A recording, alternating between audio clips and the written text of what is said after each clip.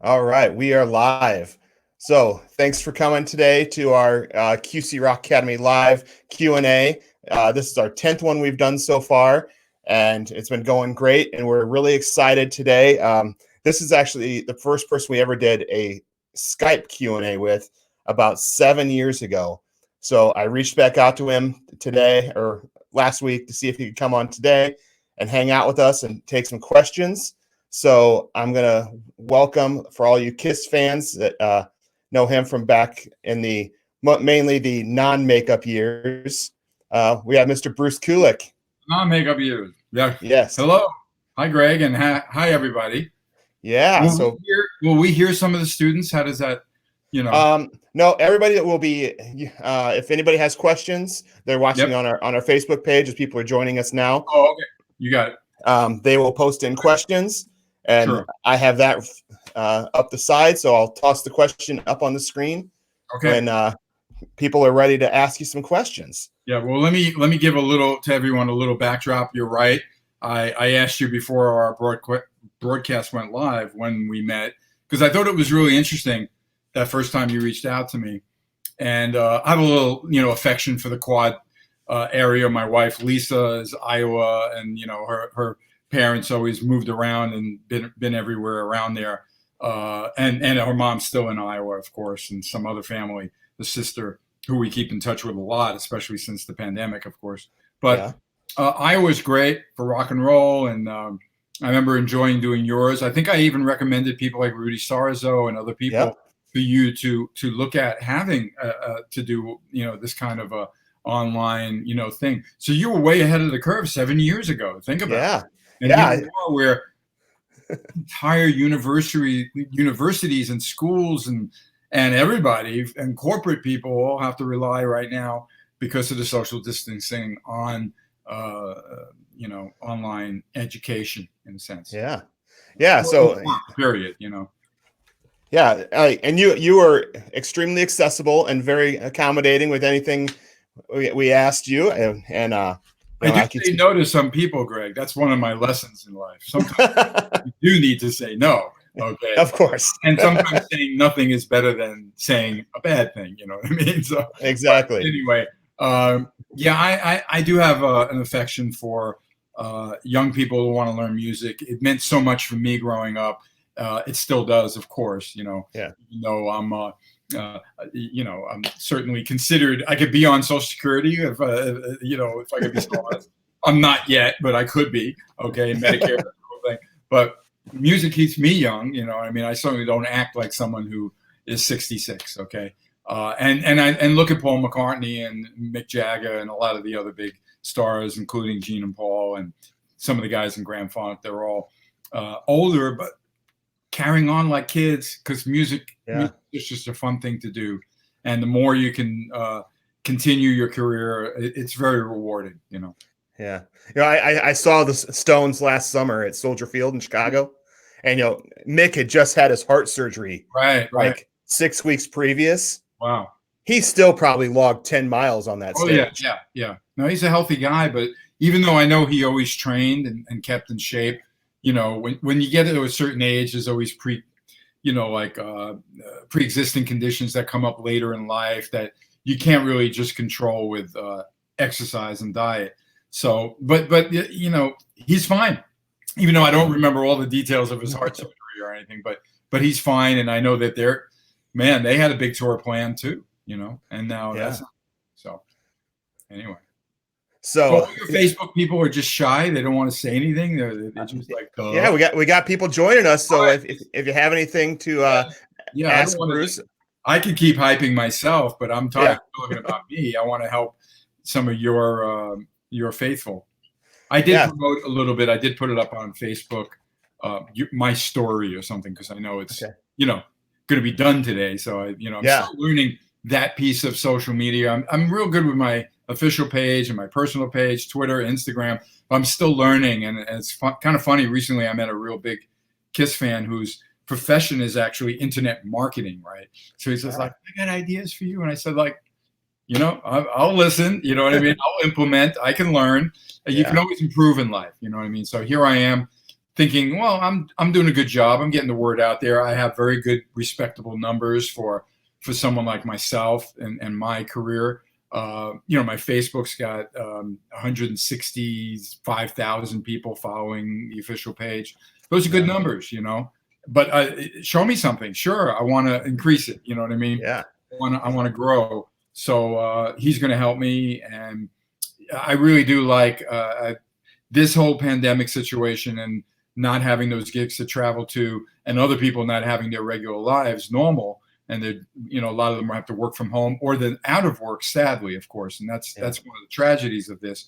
But it's a necessary bad thing about the pandemic for at least for a while. And I do find that I'm networking much more with people that I would never probably hear from in the same way that you reached out, even though I was probably due to work with your academy again. But now you have a desire to keep your students and people aware of what you guys do, and you've been doing a great job. It's been all those years. I'm sure it's grown for you. Tell me about your progress with it.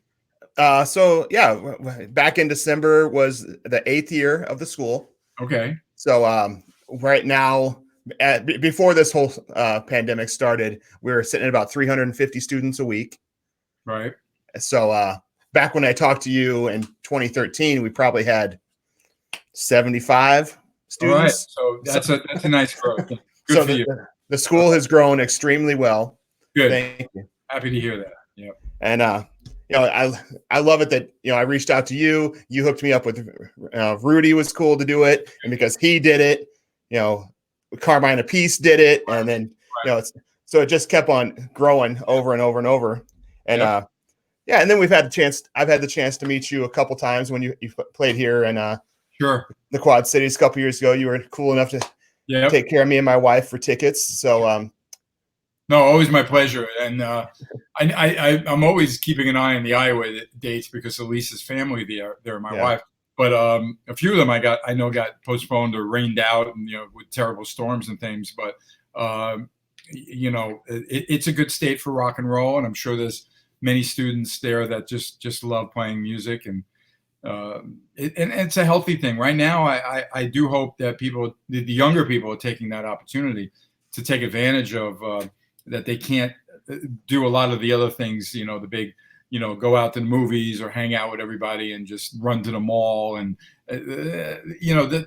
being home. And I never was a huge social kind of guy when I was younger, because I did love music. I used to even sometimes draw when I was bored. I wasn't great, but I could sketch a little bit.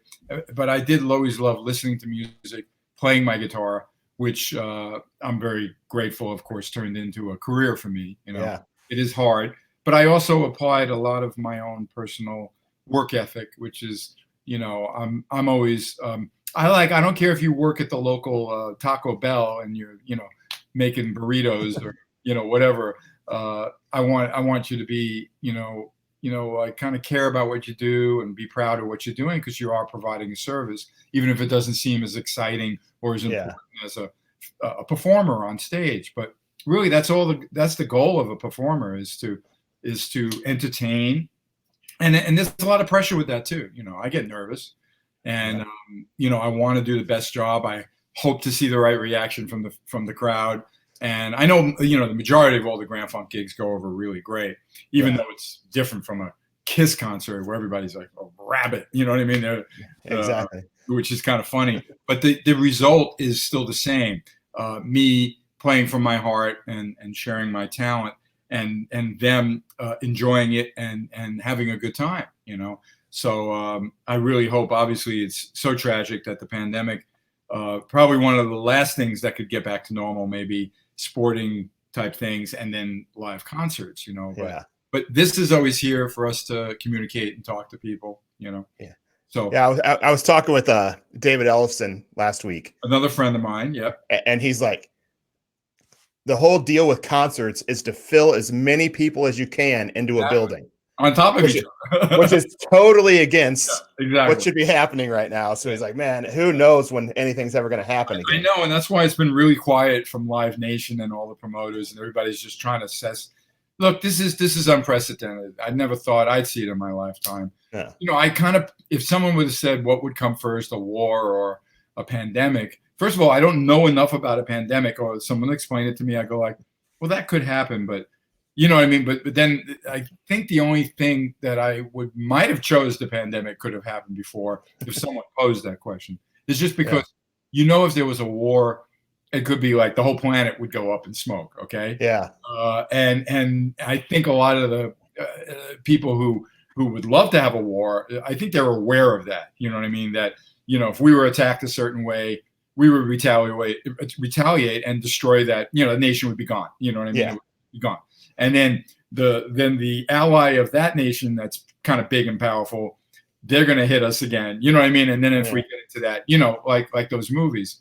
Then again, there's been movies about viruses and people turn into zombies and eat each other's brains. Yeah, that's make believe though. That doesn't happen. That doesn't happen. I know. That's why it does feel like.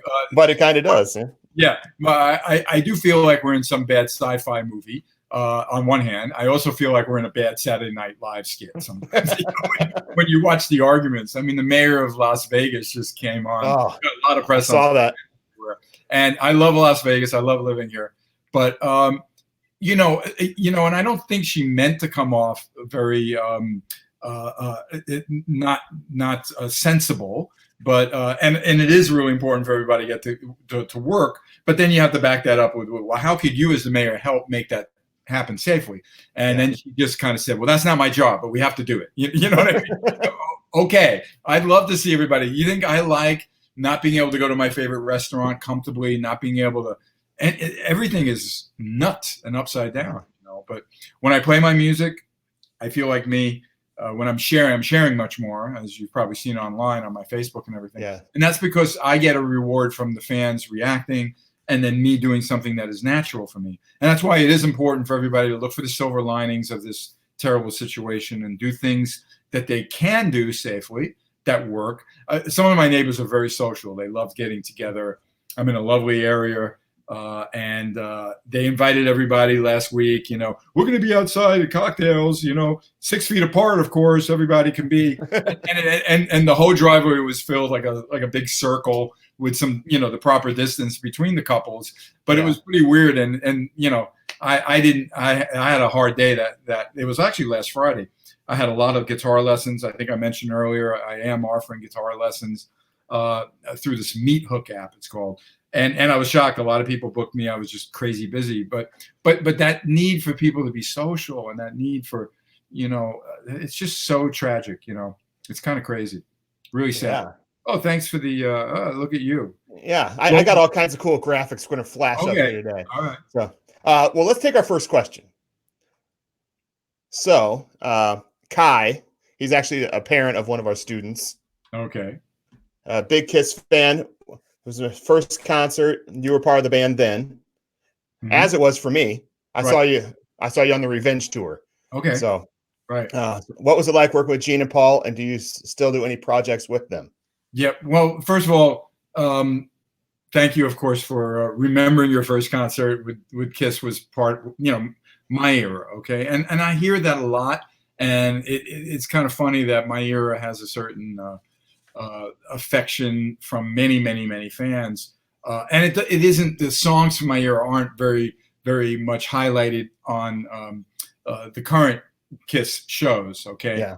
They're in makeup, so they're representing more of that era and some of the other records that they put out with Tommy and Eric. But and they do such an amazing job with that production and everything. But I'm always very flattered with any connection to that. Now, my first of all, I'm close with all the guys. Eric Singer, the drummer, being my very dear friend. But I've been involved with Kiss cruises for quite a few years now, and that's I wouldn't call it a project with Kiss, but on the boat. I did wind up jamming twice with them on Kiss Cruise 8 and 9 acoustically. Got up and played like unplugged on the Sailaway Party, they call it. Those cruises are fantastic for Kiss fans. They're really amazing.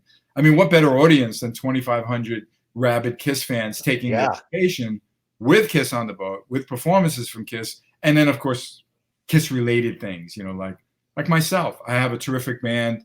Everyone actually lives here in Las Vegas, who can perform my era amazingly, any era, but we focus on my era. So we did sets on the cruise, and Paul and Gene and the guys really respected what we did. They know that we did a fine job, and they like that. So, and we're booked on Kiss Cruise 10. That's set for, the Halloween time of October.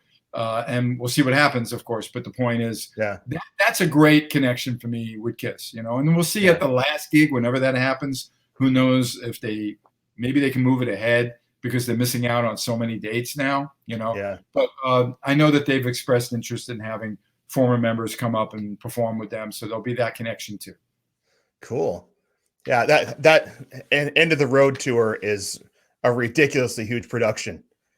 My era, for my era, what concerts could be, I thought Kiss did an incredible job, but the technology wasn't there for what you see now from bands. Between the giant screens that are so clear with the vivid nature of the videos and the pyro and then, I mean, hydraulics and things like that have always been there, and the band has kind of like flown over the crowd before. But I do think that technology now has made quite a spectacle of a lot of the bands that can afford that be extremely exciting. I don't blame them for going for the biggest thing. That's kind of the creed for Kiss anyway. Yeah. If you look at Revenge or Hot in the Shade, even Asylum, Animalize, we did exciting shows.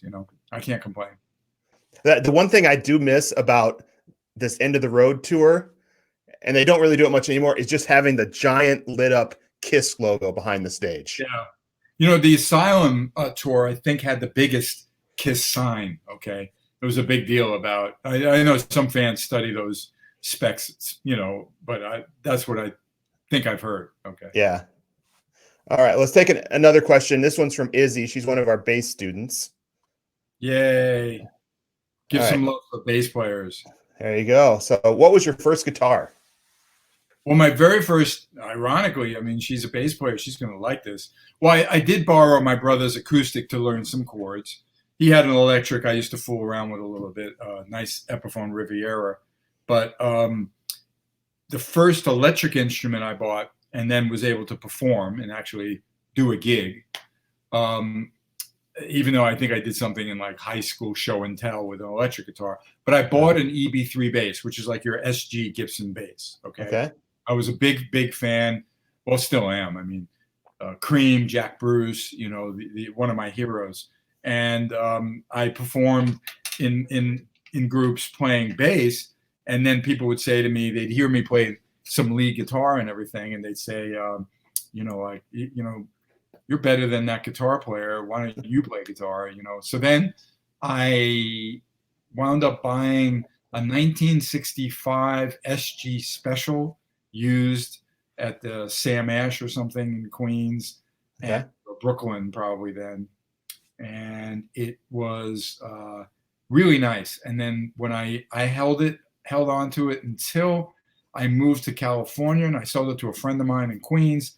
And then only I'd say about 8 years ago, he wanted to sell it and he wanted to offer it to me first. And I said, absolutely. And we made a deal, and it's here at my home, and it's still very, very fond memories. I'm very attached to it. Now, the EB3 that I originally bought, I did sell years ago, but then years later, actually, while I was in Kiss, I found another bass that was very similar year and color and vibe. So I do own an EB3 bass again, which is nice. Awesome. So, in fact, I have two, and then I have a white SG bass, which is the more modern version of the SG bass, of an EB3 rather. Yeah. Cool instruments. I see in her photo she used like a Thunderbird, so she likes that Gibson scale, Yeah, she's got quite a good collection of gear for being a 17-year-old girl. Here's fun. Let's face it, I got way too much. I'm still looking to get rid of some stuff, So her parents take good care of her. All right, well, tell Izzy and her parents I send my best. Okay. There you go. All right, we got another one. Here's Deuce. He's a young player in the area. So, how did the song "I Walk Alone" on Carnival of Souls come about? Well, when we were writing songs after the Revenge tour and album came out, I remember having an idea of this kind of Hendrixy kind of riff and presenting it to Gene, and we started working on it. Ironically, I have a pretty large playlist in my iTunes thing that, you know, it actually has like the first time we were fooling around and Gene's kind of singing along, da, da, da, da, da, da, you know, doing stuff like that. Because that's how a song's born. You know, Yeah. you're a little inspiration, and then you got to capture it. Back then, it was don't make me feel old now, but it's a cassette recorder, you know. And but I have all this stuff, which is great. And then I eventually kept, you know, we kept really revisiting that song so many times, but for the right reason. I knew there was something really great there. Now the treatment. Are you familiar with the song, Greg? I don't believe I am.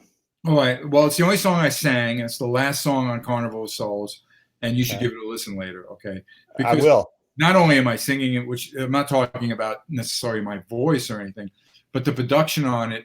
I got really involved in doing the demos for the song with Gene, and then I had this fantastic idea because we recorded it to start Carnival of Souls, just to kind of get the label to commit to give the money for the new album, okay, which didn't come out right away, but that was because of the reunion tour. But the point is, when we recorded it, now I had a really good studio version of most of the verses and the choruses played with the band, okay? Nobody sang it. It had a bridge that I thought was maybe not that great.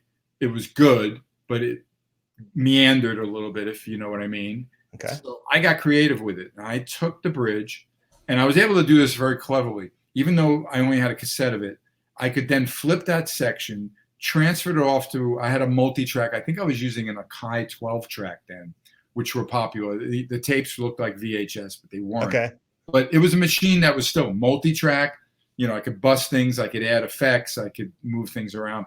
So I remembered flipping that section, putting it into the song, then doing solos over it. And I got into this, like, using backward stuff, which is so easy on a cassette deck, okay? If you have a 4-track unit, I had the Porter 1, which was the original, which only goes in one direction, okay? But if you take now a finished something and turn it over, there it is, it's backwards. And you can, you know, take that out, drop that in. This is so primitive because it's, you know, Pro Tools, it's doing what you could do on Pro Tools very easily, but just lining up grid on Pro Tools or any of that kind of software. But here I am doing it analog style, which was wild. So my demo, by flipping around the bridge, was just like, whoa, what's that section? You know, the band did a full thing. Drums, guitar, bass, you hear that stuff. You know, it has all these, like, you know, this crazy, you know, like the Beatles did it. You know what I mean? Hendrix did it. And those were my heroes. So I worked very hard on the song. The final demo is very close to what we actually did in the studio.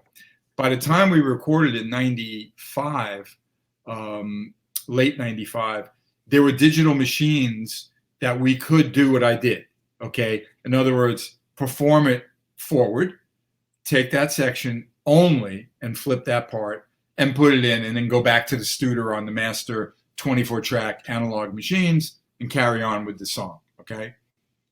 No, you got to listen to it. But my playlist, kind of that particular playlist, I remember one time sharing it at a Kiss Expo. It wasn't a big one. There was a bad storm or something. But I remember, I think it went over everybody's head. I think it would be better for students or players who understand recording and stuff like that, because I don't think all the fans totally understood the techniques and the work that I had to put into that, you know. But I'm very proud of it, and that's why you got to listen to it. In some ways, it's the most Queen, Hendrix, Beatle-y track that Kiss ever did. All right. I wrote it on my notes here. So thank you. Once we're done, you email me and let me know what you think. I will. Yeah. All right. So we have another young 15-year-old student, well, turning 15 next Thursday. Right. Never listened to modern music, always raised on Kiss, music from the 80s and early 90s. What music are you listening to nowadays, and what inspired you to pick up the guitar? Well, I certainly went crazy when I saw the Beatles, and then this entire British invasion of bands came in. Some of them, you know, very important still. I know we were talking about the Stones earlier, you know, and the Who, okay, Led Zeppelin, Cream, okay, Eric Clapton and Jack Bruce and Jim Baker, unbelievable. And Hendrix really came out of England, even though, of course, he was born in Seattle. Oh, look at Yvonne and her friends. Very nice, like a European picture or something. That's cool. First of all, happy birthday for next week, okay? And modern music. I never listened to it. I was raised on Kiss and music. All right, well, that's it. Great. All right, so what do I listen to nowadays? So now you know what inspired me to play guitar, really. The great people that are still such a cornerstone of rock and roll, okay? And still, you know, enjoyed and you listen to. And I followed that on, you know, where I totally loved Van Halen and Eddie Van Halen's guitar playing and, you know, the players that expanded it beyond, you know. Of course, you know, I mean, the 80s was like, I don't think there could have been an 80s without that 70s rock and roll too. You know, it was just done a little more bigger hair and maybe a little more pop in some ways, you know. But what do I listen to currently? Well, I love like Greta Van Fleet, you know, for example, because they remind me of like a young you know, like a Led Zeppelin kind of group, you know. I have to be honest. I mean, for a while, I really enjoyed Muse. There was a lot of stuff they were putting out. I used to listen to Coldplay a bit. There's not a lot of guitar bands that get me crazy because I don't hear a lot of guitar in a lot of the newer bands. But to be honest, I don't necessarily want to hear guitar music because that takes up the majority of my life. I like to listen to stuff that's kind of almost feels new to me, and a lot of it's like the American Songbook, which is people like Sinatra singing the incredible songs by Cole Porter and people like that. So I love the Rat Pack, Dean Martin, and Frank is my favorite singer. I listen every day to him actually, and you know, occasionally I'm not going to not play, you know, Beatles or rock and roll that I like, but I just happen to have a real affection for that kind of music lately. The melodies and the kind of the phrasing of the vocals, you know. Actually, if I move the right way, well, there you'll see my Beatle thing. You'll see a Frank Sinatra thing there. You know? Oh, right there on that shelf. Yep. Yeah. So, and I've had some questions from fans that will say something simple like, you know, how do I improve my playing? I think some guy made a reference to something where I wanted to mention phrasing. I said, well, listen to Frank Sinatra. And the guy was like, you know, Frank Sinatra? Why would you do that? Because this guy phrases, I always approach my lead playing very much like the lead guitar player just took over the vocals of the song. Okay. So my solos and all the, not when you're going to go flashy, because no vocalist is going to go, you know, play that. But, you know, you talk about a solo like Forever, you know, you talk about Tears Are Falling and a lot of the other songs that have there's a melodic thing, you know, that a voice could actually sing. And my solos, I like the phrasing to be emotional and everything. And just where Frank puts his phrases for how he says, I get a kick out of you, and, you know, and how he puts the lyrics and where he accentuates how he holds notes. Why not apply that to a guitar? Why not recognize the magic in what he's doing to make people feel something? And that's why, you know, he's considered, you know, in regular music, vocal music, you know, I'm not talking about rock music, but he's considered the greatest singer of all time. And he'll remain that way. Hey, I love it. Yeah. I love it. All right. Next question. Huge Kiss fan. Oh, I know Glenn. Hey, Glenn. Oh, there you go. He's bought a couple of cool guitars for me, so I know about him. Yeah. Okay, cool. What's the one song you wish you got to play live with Kiss but never did? You know, we did cover a lot of ground, and I know there's a few they do from their past now that I never played, but I don't like them that much. I won't say which ones, you know.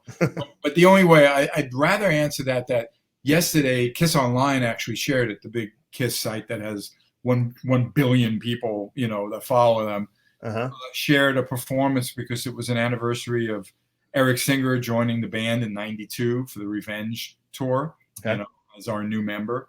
And we used to do very few times did we ever play the song. And I remember I made Lisa watch it, my wife, and I enjoyed watching it. It was 100,000 Years, that song. Oh, wow. Okay. And I couldn't even tell you which of the Makeup albums it came from, but I thought Ace's playing was really creative on it, and it was a real honor to perform that song. And I think I retweeted it or shared it yesterday. Yeah, I think I saw that. So, I don't think I can remember one that I never did that I wish I did, but that one I wish we did more. Okay. Yeah, for sure. So when I saw you guys for the first time, I had just started playing drums. So I started playing drums in '91, and that's shortly after that's when Eric passed away. Right. So I got to see you on the Revenge tour, and I listened to the Alive 3 album and played that nonstop for my first couple years of drumming. Like I just love Eric Singer's style. Yeah, he's a great drummer, and he's and I thought he expressed. I was fortunate. Eric Carr was amazing. Of course, we all know, rest in peace. But Eric interpreted also with a lot of power, but a little differently, and it's great stuff. And one last thing about Gwen did make a good point. I don't know if we ever did Who Wants to Be Lonely live. I don't think that was ever performed live, and that's such a popular song from Asylum. Yeah. So that's one that probably could have been done. All right, I missed a question up here. Adam, been observing the social media landscape. What are your thoughts on musicians playing live for tips on social media? Well, guess what? I'm making plans to have an evening with Bruce Kulick, me and my wife, and it's not really only about the tips. Although, everyone should understand that I've had a great career, and my resume is good, and I've been successful, and I've been wise that I'm not gonna be homeless, from the pandemic. But the point is, usually every weekend I'm traveling to gig. Okay, I had to turn down some things I was supposed to take, which would have been a wonderful trip to Scotland and the UK to perform a couple of clinics in a break in the Grand Funk schedule. And obviously, as much as I love seeing the fans, you all know I would have made money. I wouldn't go there just to see Scotland, because it's a crazy trip for 5 days, you know what I mean, to run around to 3 places and to fly that far, from Las Vegas. So financially, this is a bit of a shock for any working touring musician, which is me as well. Yeah. So, I've been grateful that I've been getting other opportunities to earn some money with my music, which is nice, from the lessons and things. But, I have asked a few fans and some other people, some friends, what they thought if I did put the little tip jar thing in the Vimeo or whatever you do. Venmo. Venmo. Right? Actually, ours is scrolling across the bottom right now. Oh, okay, there you go. If I did it, a live, like, hey, an evening with Bruce Kulick, tune in at this time. So it's something, and everyone has said, no, don't do it. Don't worry. I'm sure some people, but again, I don't want anyone to think that I would do it because I can't pay my electricity, but I would obviously appreciate, the support, because it's my pleasure to entertain, but at the same time, I got bills. They don't stop. My mortgage and insurance and all my utilities and everything else that goes into being an American person, and you got a home and you have all that. So I would like to do something like that. And my only fear with it is not so much the reaction. I know it'll be a lot of fun. We can answer questions. I can perform. I could join. Lisa can join in and do some because she sings so well.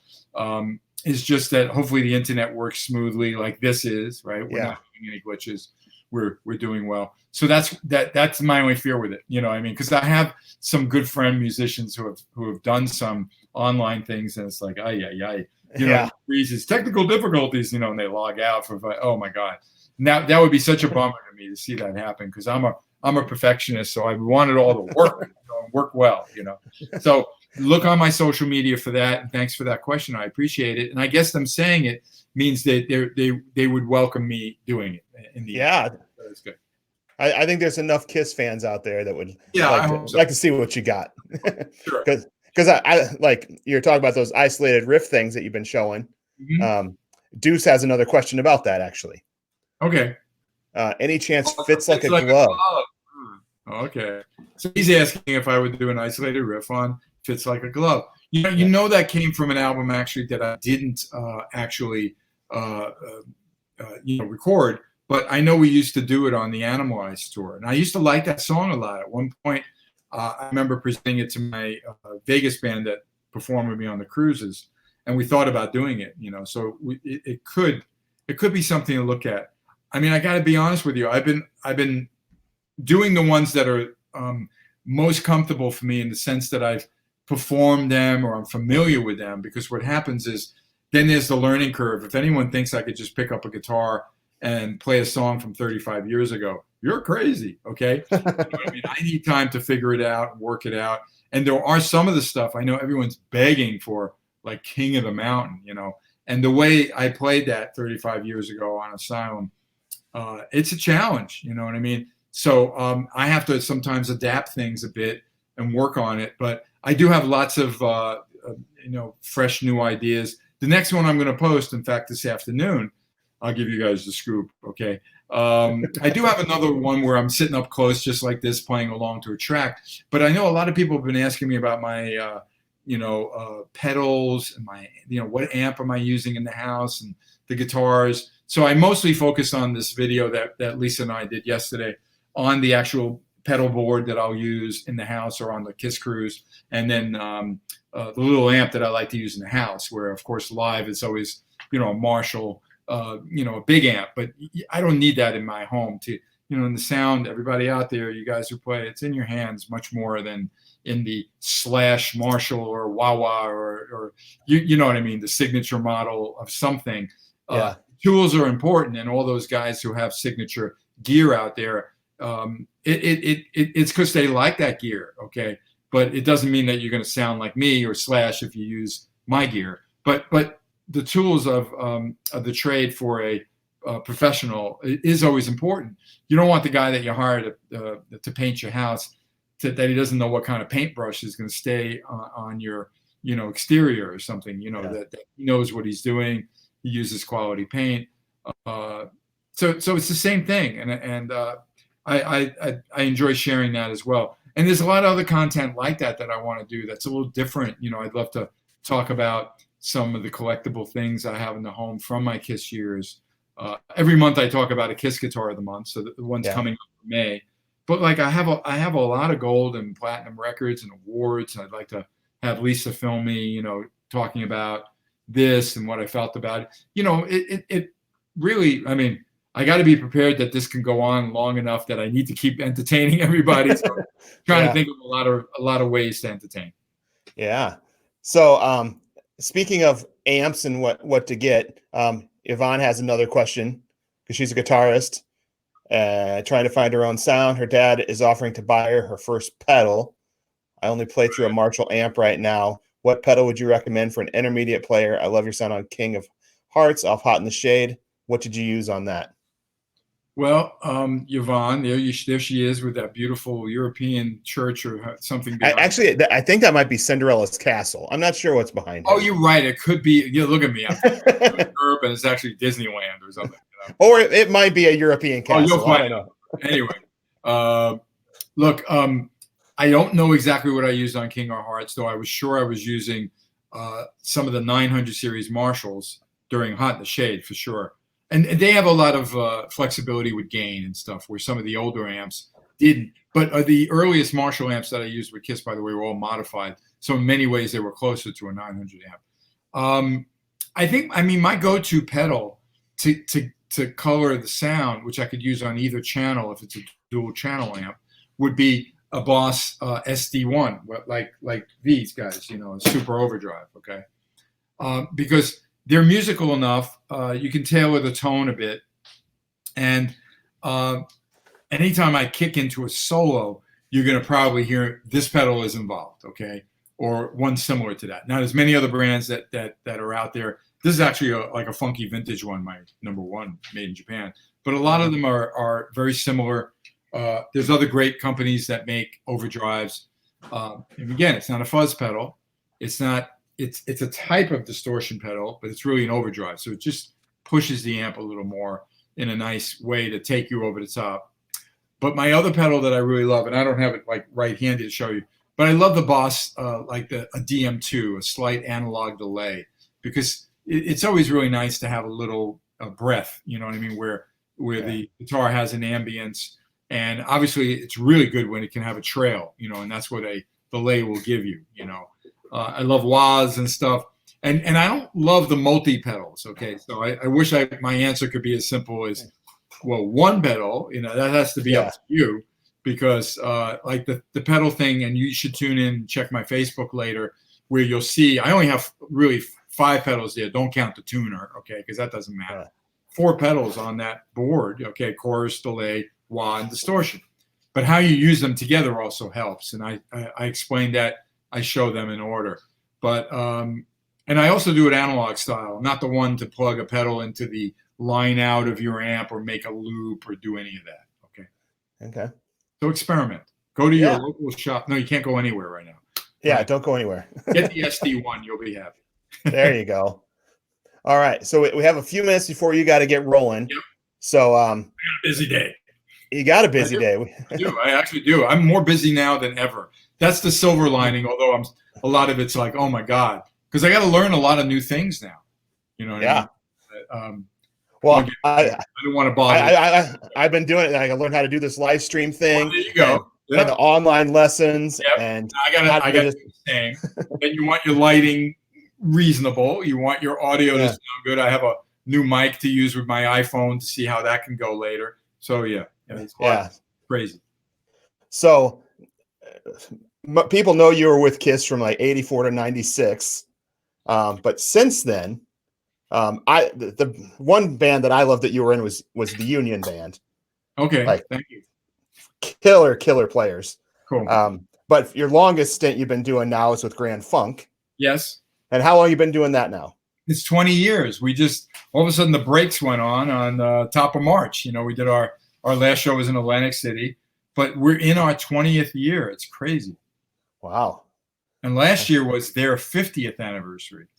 So this year we were calling it the Some Kind of Wonderful Tour because that's such a great song, you know. Yeah. Some Kind of Wonderful. Oh, yeah. And then the break went on, and all these gigs are now being postponed until later in the year. And we'll see when it's safe. I miss the guys. I love the music. See what happens. Yeah. So Randall wants to know then, are you ever going to do any Grand Funk ISO riffs? Yes. Okay. And I have been asked that before. You know, I can be a little, I love to see the response as big as possible every time I post something. So like the next one coming up with my wife, everyone's going to freak. And she sings it so well. And I know we did a great performance. But if we covered a different band, I'd be a little nervous. Okay. You know, but there are some hits from Grand Funk that I do want to showcase and play along to. I might be able to play along to Us Live because I do have some of that on my iTunes. You get what I mean? But I am planning on doing some. Yes. So I've been watching them. Are you releasing like one a day or like every couple of days? One a day because I got a little backlog because now that I'm actually making some money giving some lessons and doing some cameos. That's the app where you can go. You want to wish somebody, Bruce will give someone well wishes if they had an accident or a birthday wish or a happy anniversary. I play a little forever. And those take up my time, obviously, you know, so I can't just constantly be doing content. But there was a little period where I was able to, as I call it, feed the fans one a day, you know what I mean? But then I have to, I have other things that I got to do just to survive. But I am always thinking of content. And I'm always sharing stuff. And I think out of many of the players that I follow, and certainly more than any of the other KISS members, I think I probably have the most content in that way. You would agree? Yeah. Oh, yeah. Yeah. But I welcome everybody. And please, everyone understand that, if it was that easy that I could just, rip off one, every day. But there's a lot that goes into it. I got to set it up. I got to be prepared. I got to be rehearsed. I got to know what I'm doing. I got to make sure I record it well and it sounds right. It takes time. Yeah. You got to remember what you played. Yeah, that too. Yeah. But if my name's on anything, and that's what I'd like to wrap up here with saying, that I take a lot of pride in what I do. And as much as I don't mind having people, now you're in my home, you're seeing me in my working office and everything. I've been filming throughout my home, actually, because why not? I don't want to be everything look the same and feel the same. But you know, if my name's on it, I want to have pride in what I do, and everybody should follow the golden rule, if you know what I mean. By the way, my Instagram is not my biggest of my followers. Facebook, but I don't mind you putting up the Instagram. Yeah. You know, there's rules for the Twitter and there's rules for Facebook. You know, share how you share it, right? I like my orange ruler. I like this. It's a flex. Okay. Oh yeah. Is it like a slap bracelet? Yeah, it could be actually. Yeah. Now, if a student's not doing well online, I smack the screen. You know. No. Yeah, smack the microphone. So yeah, there you go. Get the rare earbuds. You know. Yeah, there you go. So, but yeah, we'll let you get going. You got a guitar lesson. So you did say if people would like to get a guitar lesson from you, they can go to Meathook. Meathook is the app, and they can reach out on social media or whatever. On my Facebook talks about it. My website, brucekulick.com, is very cool. And it gives you links to all my social media and everything. And I'm still, like I said earlier, I'm still learning, and I'm going to do better and better. I have ideas to really jump into more ways to share the music, maybe even with some backing tracks for Lisa and I, maybe editing videos together that could be more interesting, ways to actually perform with other players. I want to do all that, but I know there's a learning curve, and I have to do it right, and I got to spend some time. I'm a student of the new world. Okay. There you go. you're doing all right on it. Well, you got your wife to help you. So yeah, she's been wonderful, and she's been my secret weapon in many ways. Not only to assist me, but the fans all are aware of her, and they love her singing, and you know, she does this bling artwork, which she's been doing some. She does Frank and Marilyn Monroe, but she also does Kiss, and obviously the Kiss fans like that. You know, that's cool. And she's an Iowa girl, so everybody should love it. She's an Iowa girl, exactly. So it's Muscatine, right? Is that where? I think she got family in Muscatine, but the family was like Davenport and where else, honey? Monticello was growing up. And the big Jones County Fair out there. Yeah, there you go. All good. Yeah, Iowa people were great. They were really cool. I love her, you know, so I guess I have to love all you guys. You know. So we hope you guys get to come back in this area sometime in the relative future. When it's safe, I'll be there. Gosh, I can't wait, man. So thanks for doing this again. Keep in touch. Thanks again for the invitation, Greg. I appreciate it. All right. And everybody, as you see scrolling along, if you want to help support the Rock Academy and what we do, there's a Venmo and PayPal. Much appreciated. Anything we can do to keep things going here. And thanks everybody for watching and all the questions. And we'll catch you guys soon. I'm going to end the broadcast. We'll be chatting for a second. Okay.